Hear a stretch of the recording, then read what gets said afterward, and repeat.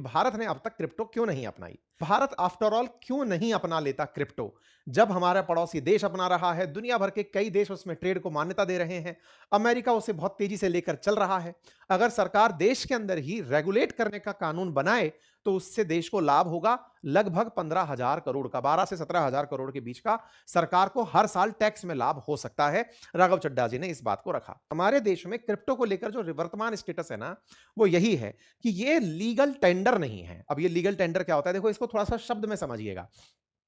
आप बिटकॉइन को जब देखते हो ना, तो शेप इसकी दिखा रखी है कॉइन जैसी। कॉइन बोले तो सिक्का, करेंसी जैसी, और नाम में भी लिखा है क्रिप्टो करेंसी।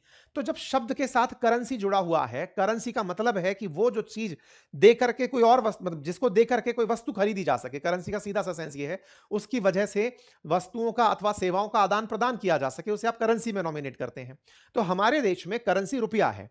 देश के अंदर क्रिप्टो करेंसी नाम की एक और करेंसी को सरकार वैधता नहीं देती, लीगल टेंडर नहीं मानती। इसका मतलब हुआ, जैसे गोल्ड को दुकान पर बेचकर आप आलू टमाटर खरीद कर नहीं ला सकते, वैसे ही क्रिप्टो करेंसी को देकर के आप उससे सामान खरीद कर नहीं ला सकते। सरकार ने इसे अवैध मान रखा है, अर्थात इसका मुद्रा के रूप में चलना, रुपए के रूप में चलना हमारे देश में मना है। चलो कोई बात नहीं, इसके पीछे के तर्क भी हैं जो काफी ज्यादा जस्टिफाइड हैं। आप और हम जो क्रिप्टो में विश्वास रखते हैं, उन लोगों को भी समझ में आता है कि ठीक है, मुद्रा के रूप में आप मान्यता नहीं देते, इसके पीछे के कारण समझ में आते हैं। लेकिन क्रिप्टो को लोग आजकल सामान से ज्यादा इन्वेस्टमेंट के लिए यूज कर रहे हैं। यानी कि क्रिप्टो खुद एक एसेट बन चुका है और उस एसेट के अंदर लोग निवेश करना चाहते हैं। जैसे गोल्ड में लोग इसलिए निवेश नहीं कर रहे कि गोल्ड के सिक्के से दूध खरीदना है।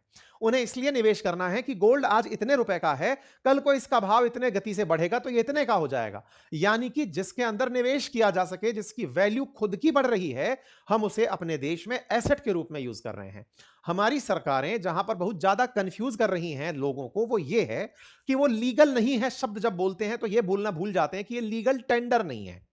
लीगल टेंडर नहीं है हमारे देश में बहुत सी चीजें। हमारे देश में जमीन भी लीगल टेंडर नहीं है। चांदी, सोना, गहने, ये लीगल टेंडर नहीं है, नहीं होना चाहिए।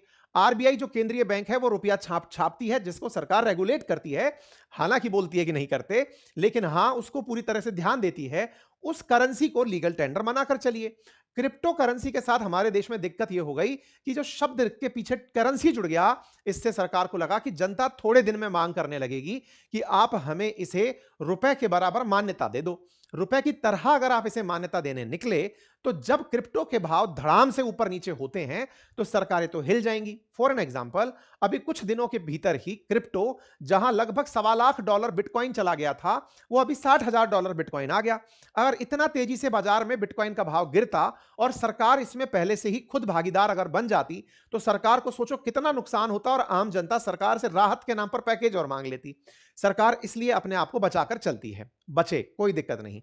लेकिन सरकार अगर इसे एसेट के रूप में मान्यता दे दे, क्योंकि क्रिप्टो करेंसी को बार बार अब बोला जा रहा है वर्चुअल डिजिटल एसेट, वीडीए, मतलब लोग इसे ट्रांजैक्शन में यूज करने की जगह इसे ही एक इन्वेस्टमेंट टूल के रूप में यूज कर रहे हैं।